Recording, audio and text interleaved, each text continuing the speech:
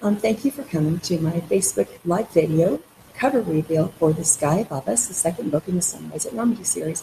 If you dropped in a few seconds ago, I tried it before my internet cut out on me, so let's hope it doesn't do that again. Anyway, since today is the 74th anniversary of the D-Day landings in Normandy, I'll share some about the aerial aspects of D-Day. I'll share a bit about the story, and I'll probably reveal the cover too. I'll also be giving away books, 6 of them because it's 6-6. So I'll be giving away winner's choice of either The Sea Before Us, The Sea Before Us, the audio book, which just came out. I have 3 copies of these to give away, or also The Sky Above Us when it releases next February. I'll put you on a list and I'll send it to you when it comes out. So let's get started on the cover, shall we? The first bit is my name. Oh, big, what do you do? We already know that because it's my book. So here we go. That goes on the cover somewhere. All right, but what I like about this, if you look closely, you can see a hint of Adler's P-51 Mustang. The next bit, the series title, Sunrise at Normandy. This series focuses on the D-Day landings from 3 brothers who are estranged. One fights on the sea, one in the air, and one on the ground. One tragic night drove 3 brothers apart. One fateful day brings them together, D-Day. So the invasion of Normandy, of Nazi-occupied France, was an enormous undertaking. It involved hundreds of thousands of naval, air, and ground forces. Americans, British, Canadians, Free French, Poles, and many others as well. If you've read the first book in the series, The Sea Before Us, you've already met the oldest brother, Wyatt Paxton. He was our naval officer. Now we get to meet the middle brother, Adler, who is a pilot. We'll get to see his side of things from the air. However, each novel in the series does stand alone. The next bit of the cover, the title. You've seen bits of this as I shared over this past week, and now here it is all put together. The Sky Before Us, The Sky Above Us is coming from Revell on February 5th, 2019.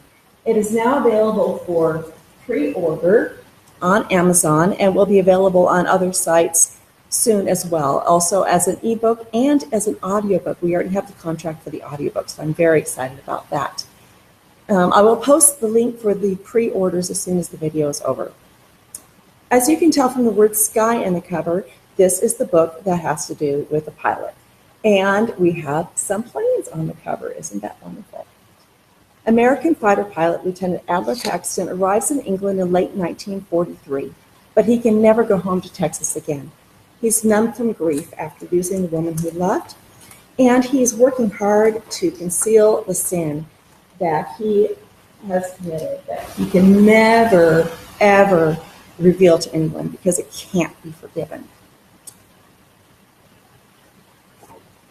Adler's aviation story was inspired by the research I did on the U.S. Air Force for my first series, the Wings of Glory series. And that series focused on bomber pilots. And I thought it'd be great fun to write a book about a fighter pilot. And so now I finally get the chance to. And now I get to focus on D-Day from the air. This picture was taken over, I believe it was Utah Beach on D-Day from one of the fighter planes. You can imagine the sight below, all the ships, all the soldiers. What a phenomenal thing to see. On D-Day, over 156,000 Allied soldiers landed on the beaches of Normandy. They were covered by 195,000 Allied sailors on over 5,000 ships and vessels. If the German Luftwaffe had attacked in full force, it could have been a disaster. Those ships and soldiers were unable to defend themselves, or very lightly. So on D-Day, leading up to D-Day, the Allied Air Forces had a massive campaign against the Luftwaffe. They fought them in the air, on the ground, and in a factory. They bombed the aircraft factories, they bombed the airfields, and they also hit oil production because oil was a real soft spot for the Germans. And on D-Day itself, the Allied Air Forces flew 11,000 sorties. There were transport planes to drop the paratroopers. There were bombers to bomb the invasion sites. And then there were the fighter planes like Adlers, which protected the soldiers and sailors below and kept the Luftwaffe away. They also hit ground targets like roads and bridges and airfields, anything to isolate the battlefield and keep the German reinforcements from hitting the beaches. And as we know from history, it was very effective. Now, Adler Paxton flies a P-51 Mustang. Here we go. Whee! The P-51 Mustang was one of the best fighter planes, if not the best fighter plane of World War II. And people will argue on various merits.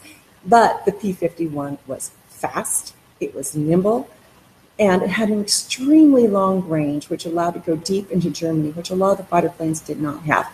Not to mention, it was simply a gorgeous aircraft. Adler serves with the 357th Fighter Group, the first group in the 8th Air Force to fly the P-51 Mustang. The 357th is famous for having a very high number of aerial victories and also a very high number of aces, which are pilots who achieved at least 5 victories. Some of the famous aces of the 357th Fighter Group include Leonard Kit Carson. This is a picture of him. He could also be my model for Adler with his sky blue eyes and his rather handsome face. Other aces included John England, Clarence Bud Anderson, and a man you might have heard of before named Chuck Yeager. Chuck Yeager achieved later fame for being the first man to break the sound barrier, but first he was an ace pilot during World War II. Now you can see Kit Carson here is wearing his full flight gear, which is exactly what Adler would have worn on his missions.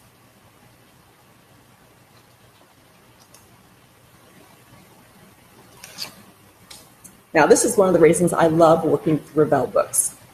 This is Texas Eagle, Adler's P-51. I sent the cover art team at Revell all the little nitpicky details about his plane, what I wanted to see on it, and this is what they do. Adler flew the B model of the P-51, which is earlier and not as well known as the D model, so it's harder to find pictures of it. Also, I wanted the markings, the red and yellow markings on the nose, which were exclusive to the 357th Fighter Group, and I really wanted these invasion stripes, these black and white stripes, going backwards here, black and white stripes you can see on the wings and on the fuselage, which they applied for D-Day to identify the aircraft so the ships wouldn't shoot them down below. This is really important. And this is what Revell did, absolutely amazing. Now on the cover itself, they had to mute the artwork so it wouldn't make it too busy and so you could actually read the writing. But I wanted you to see the full artwork that they did because it's simply beautiful. And I love this so much, and they've given me permission to do this. When we do the pre-order campaign in a few months, we're going to offer this as a download. So if you pre-order the book, you can get a copy of this. And if you're really nice, I might be able to persuade Adler to autograph these for you. Wouldn't that be fun? So, of course, there's a heroine in my story, Violet Lindstrom. Violet works for the American Red Cross. As you can see, this is the cap they wore and the Red Cross pin. But all her life, Violet has longed to be a missionary serving overseas. However, that dream was stolen from her by the war and by some personal experiences. So instead, she joins the Red Cross. At least she'll be able to go overseas. She wants to work with children. She's a teacher, and her heart is for children. So when she goes overseas, she's hoping to work with British orphans or with war refugees. However, when she gets there, the Red Cross assigns her to work at an aero club, which is on a fighter base with a bunch of flyboys. She's not really happy about this situation. As for the American Red Cross, here's a recruitment poster for the Red Cross during the war. And you can see the uniform that Violet would have worn there. During World War II, 7,000 Americans worked overseas for the Red Cross. They ran service clubs, they ran clubmobiles, they ran the aero clubs, which were service clubs for the men on the air bases, and many other services as well. They helped the servicemen, and they provided welcome touches of home, which were really, really beneficial for the servicemen. And one of those touches of home, which they're most famous for, is donuts. And they served, would you believe they served 1.6 billion donuts during the war. Billion. That's a lot of donuts. I forgot to put this one up here too. Okay. And here is a picture of the Aero Club. These are some of the donuts. This is an actual picture from the Aero Club at the Leiston, the 357th Fighter Group Aero Club. And at the Aero Club, Violet is responsible for running a homey club where the men can relax when they're off duty. They provide refreshments, and they also do entertainment for the gentlemen, including dances. And here's another picture from the actual Aero Club at Leiston. I just love this so much. And you can see it's one of those Nissen huts, which are the corrugated tin where they just kind of fold the tin up over the foundation. And this is where they have the Aero Club. Well, would you like to meet Violet? I have a picture of her, and it's going to be on the cover. Here she is. Oh, isn't she lovely? Adler thinks so too, but he does keep his distance. Now, Violet is drawn to Adler immediately because he's kind and he's chivalrous. And the Texas accent doesn't hurt either. But what really appeals to her is a sense of mystery about him. He keeps his distance, and he has things about him that just make her wonder. And he's also the sense of woundedness where he's protecting himself, and she's just really drawn to help him. However, the more she tries to recruit him to help her with the programs of the Aero Club, the more he pushes her away. So can she help him find healing? Can she help him reconcile with his family? He hasn't spoken to his family in over almost 3 years now. And can she ever win his heart? Or should she even be trying? You're going to have to wait till February to find out. So here's the final cover. It kind of looks like Picasso did it, doesn't it? So let's rearrange things a bit. Throw my knee down on the bottom, where it belongs. Put Violet's cap on top of her head instead of underneath it. That'd be nice. Put the planes over here. Title, series, and last and least, my name. There we go. A lot better now, isn't it? And here is the completely unmangled version. Once again, I'm thrilled with the work that Revell did on this cover. They really captured the heart and the mood of the story.